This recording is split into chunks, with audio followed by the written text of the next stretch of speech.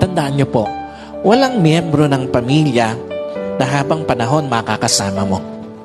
Walang asawa na habang panahon makakasama mo. Walang magulang na habang panahon makakasama mo. Walang anak na habang panahon makakasama mo. And at the same time, wala din namang kapatid na habang panahon makakasama mo. Meron lang itinakdang panahon ang Diyos para makasama sila sa buhay mo. Meron lang itinakdang panahon ng Diyos para ma-enjoy mo yung mga panahon na makakasama sila. Bawat panahong kasama ang pamilya, pahiram ng Diyos.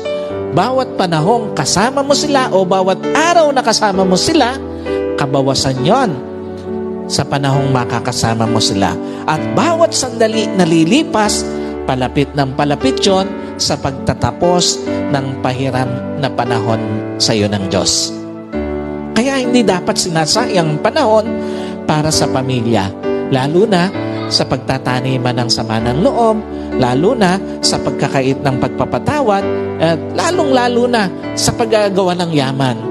Napakawalang kwenta ng mga bagay na minsan hinahayaan natin na sayangin yung panahon na dapat kasama natin ang pamilya natin.